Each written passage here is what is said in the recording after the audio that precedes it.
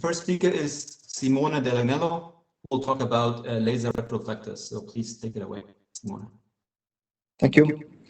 Okay, so I shortened a bit the title. These are science studies on general relativity, lunar interior, and support exploration and precision navigation and timing with the laser reflectors for the Chinese Chang'e 6 mission. So this cartoon shows a beautiful picture from ESA, the LRO laser orbiter, and three of the payloads that I'm going to talk about in the next slides. Next, please. So this is the author list I'm presenting. Then we have a number of collaborators in China with CAS, and we also collaborate with researchers at Lunar Laser Ranging Observatories. Once again, these are the three payloads that we would like to talk about today. We were selected after the international announcement opportunity for the Chang'e 6 mission by CNSA. The baseline payloads, of course, for this mission are the big reflector, top right, and the micro reflector with Martian heritage on the right, bottom right. And the other one you see there is an array of Apollo reflectors, which is another option for lunar orbits. Next. So, reflectors that are shown in this page are for the Chang'e 6 mission, which has a lander. The lander is supposed to do the sample return from a location which is now selected to be on the far side, near the pole, as far as I know.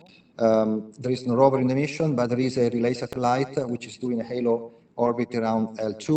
So what we proposed and was initially accepted by CNSA was the micro reflector for the lander. The big reflector could also be put on the lander, but since it's on the far side, it would not be observed by ground observatories. It could in principle be observed by orbit, but for that we have the small reflector. Now, the big reflector, but also the matrix of reflectors you see at the bottom left, bottom right, are also an option for the Chang'e 6 relay satellite. They're both valid options with different optical specifications, different pros and cons.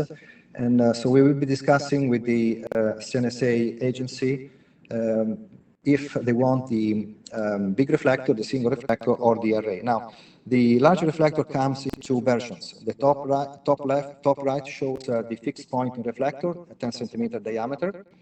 And then the middle right image shows the same reflector embedded in a dual pointing actuator, which allows the pointing of the reflector with better accuracy to ground stations, or if it is deployed on an orbiter like the Chang'e 6 relay satellite, then it could be used to point the ground stations in order to measure and characterize the orbit of the relay satellite.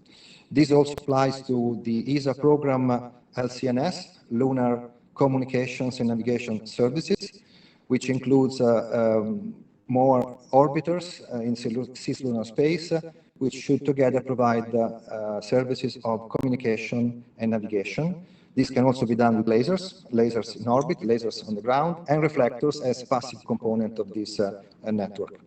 You see also there two key publications of our Chinese collaborators on the Chinese Academy of Science. One is from Chang'e, and it's a study of the lander localization for Chang'e 4 based on multi-source data. Of course, these are data from several instruments in orbit from many years. Another key collaborator in China is Jin Song-ping. He has been working with a group in China on precise laser and radio ranging techniques, so using both reflectors, present and future ones, and radio receivers and transmitters on the surface of the moon from the Chang'e missions in order to study the dynamical evolution of the moon, the interior, and also test general relativity. So there's been a collaborative work between Europe and CNSA and the Chinese researchers, which brought to a very beautiful workshop that was held in Amsterdam 2018, organized by CNSA and ESA. Next. This photo is very well known. It's the landing of Perseverance on Mars. It does have one of the European microreflectors. You see it in the back of the vehicle on top of the RTGs. And you see also at the bottom left another photo of the microreflector, which is on inside the Mars lander. Next. Now, this slide summarizes the kind of studies that we want to do, what we can do with reflectors on the surface and in orbit. For example, on the Chang'e 6 relay satellite, on the LCNS satellites by ESA, which in the future will give communication navigation services, and why not also the Lunar Gateway. So we can do precise navigation and timing, PNT, exploiting laser range and laser communications, which are a component of the lunar services. We can test general relativity, and I have a slide dedicated to that. And of course, like in the past with the Apollo reflectors, we can also study geophysics, so better understand the lunar interior, and also work on a reference frame on the surface of the moon, and this is surface geodesy, which we can call selenodesy.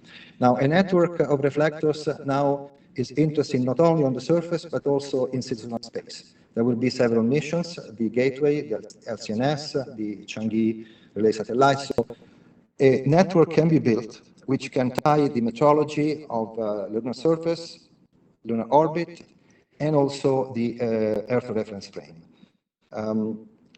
We have reflectors which have a heritage. Some date back to Apollo, and there are multiple programs which can benefit of these positioning services. ISRU, of course, but also, once again, EL3 and LCNS. Already now, the Apollo reflectors and the lunar code reflectors are used as the main reference points for the lunar surface reference frame. The cartoon at the bottom right shows the use of microreflectors in other regions of the solar system, but also lunar orbits, in which the small reflectors can be observed by orbiting lasers, which can be lasers for Lasercom, like the one on board LADI, the NASA mission, laser ranging, laser altimetry, or also other applications like this. Next. This collection of photos and this picture of the Italian laser ranging observatory managed by ASI in the south of Italy show the spectrum of activities in which we are involved with several partners. For example, we do the big lunar reflector in partnership with the University of Maryland, Doug Curry, who is an Apollo veteran. We, of course, are funded by ESA for the provision of dual pointing actuators for the same reflector. So the right one is with the pointing actuators, the left one is in fixed point configuration, and then we have the smaller reflectors for Mars, Phobos, and comets and asteroids. We also build the bigger reflectors for Galileo second generation, working with Thales Alenia and Airbus Defence and Space. But it is with the moon that we want to do this work, and we have two observatories in Europe. One is in France. The other one is in Matera, south of Italy, and then, of course, the beautiful Apollo station in New Mexico, now managed by Goddard. Next. So I want to give you a flavor of the kind of general relativity studies we can do. These studies have been done already in the past with Apollo and Lunacode. You see there a number of parameters which have been measured quite accurately by the papers at the bottom.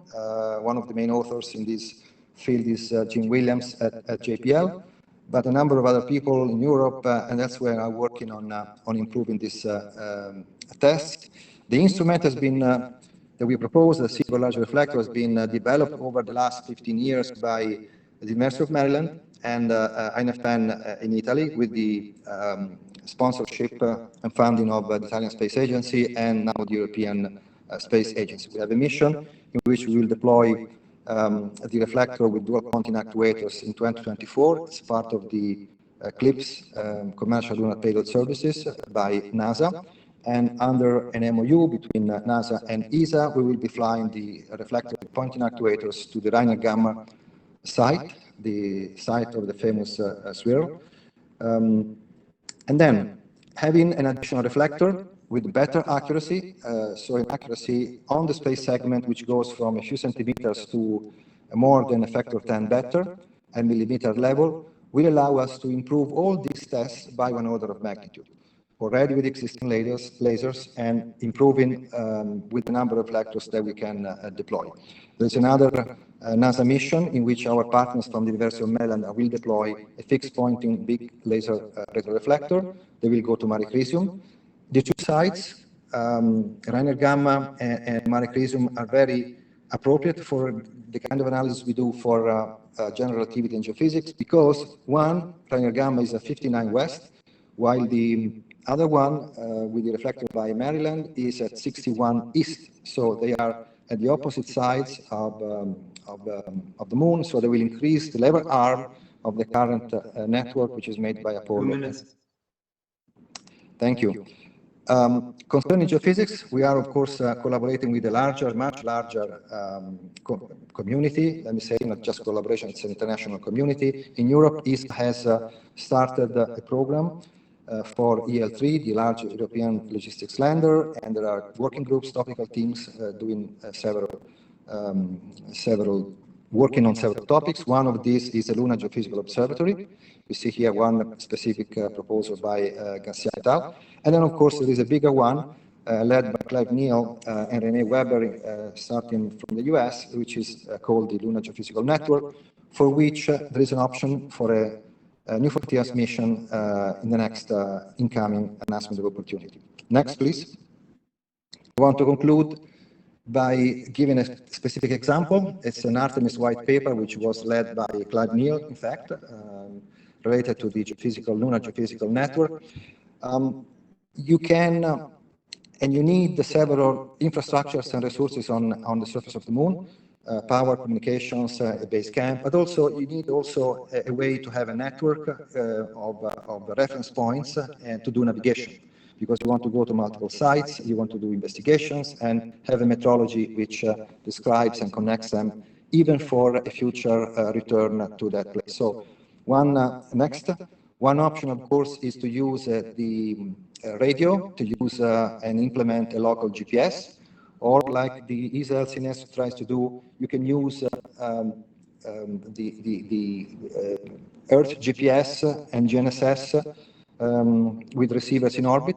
Another way is to have surface reflectors, like the ones we are proposing, which can be small or big and be measured both from orbit and from the ground. The point of the conclusions is that this kind of science studies will enable and will be useful, hopefully. We try to make it useful for all the programs which explore and study the moon. So Artemis, surface science, ESA EL3, the Lunar Communication Navigation Services by ESA, and also the Chang'e program, because the Chinese are putting more and more landers on the near and far side, so there are resources that and vehicles that we can exploit in order to enable several science studies, and I showed today general relativity. Of course, I only hinted at geophysics, and all the potential uses for PNT, positioning, navigation, and timing. Thank you.